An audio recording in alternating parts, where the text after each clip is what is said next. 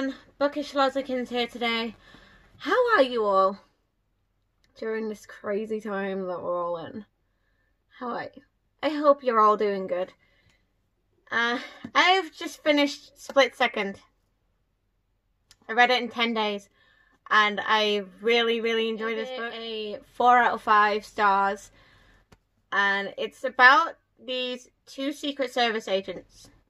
One of them is actually a Secret Service agent, and the other one is an ex-Secret Service agent, and they try and find out who's killing all these people, and they try to find out the mysterious guy from 8 years ago, what happened to the ex-Secret Service agent. And it was such a good book, and I highly recommend it if you are into crime and thrillers. If you're into both of them, this is for you. Anyway, enough about that review. Let's get into my TBR list. I'm going to be showing 6 books today, and I'll try and explain what they're about. First up is Dr. Sleep. I actually cannot wait to start reading this. I've been wanting to read it since I was on holiday. So Dr. Sleep is about, it's obviously the second one of The Shining, and it's about Danny growing up with The Shining. He still talks to the cook, Mr. Halloran. If you know who I'm on about, you know. But I'm hoping that this is better than the movie, because the movie was good. It was very confusing, but as you got further into it, you understood what was going on and everything. Basically, it's about obviously people with The Shining, but then there's this other group of people, and they've got another power. They take souls and make themselves immortal somehow.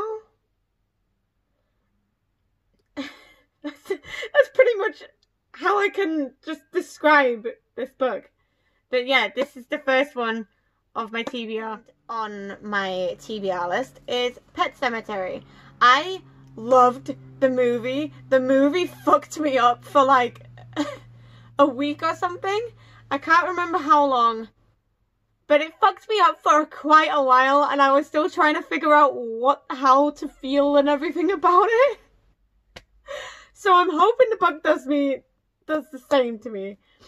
Basically, it's about this family that move houses, and they have no idea that there's a cemetery behind their house.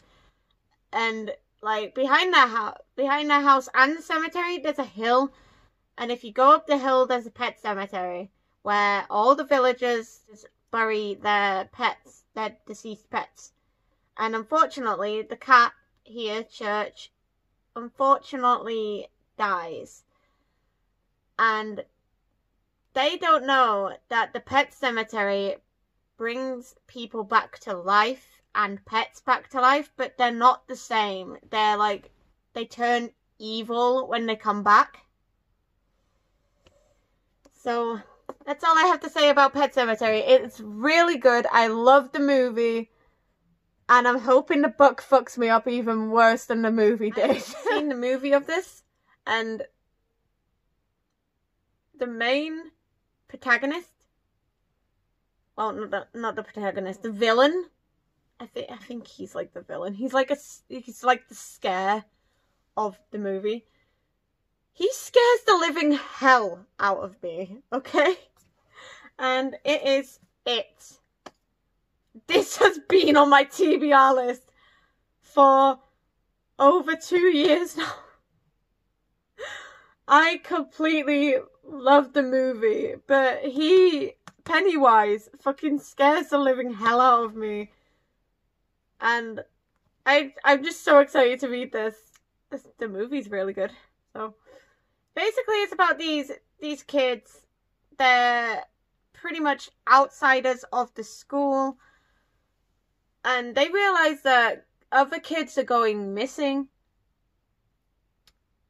And in Derry, which is the town that they live in, they're trying to figure out who's behind it. And then they meet the clown. They meet Pennywise, the shape-shifting clown slash demon. He's like a demon. He's a shapeshifter. It's gonna be a really long read. It's gonna take me a while to get through this, probably. I don't know what else to say. Oh yeah, the kids, Bill, Eddie, Richie, Stanley, Ben, and Bev, they all form this little group called the Losers Club. And, like, it takes them 27 years, when they grow up, they all move away except for Mike. Yes, I forgot to mention Mike, actually. He stays there, and then he calls them all saying that Pennywise is back.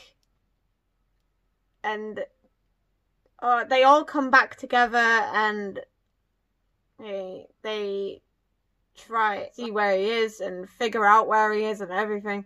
And they just want to save Derry from this monstrosity of a demon. If another fucking movie comes out of it, which I don't think is gonna happen, but if it does, I'm all for it. Reid. Hey guys, Editing Lozzy here. I actually meant to say that it's a non-fiction book and it isn't a fiction book. I couldn't think of the word. I've had loads of cats in the past, and I'm just interested in learning facts about them. So this one, I just really want to learn stuff about it, like about the cats. And look at that spine. That spine is so beautiful. Oh my god, I've never seen her naked, so it's like, ooh. The last two books are The Story of Tracy Beaker and The Mom Minder by Jacqueline Wilson. I completely used to love Jacqueline Wilson as a kid, so I want to reread her stuff again. And, well, as a kid? What am I on about? I was a teenager. When I was in high school, I used to love reading Jacqueline Wilson. I started reading Jacqueline Wilson when I was like 11 or something.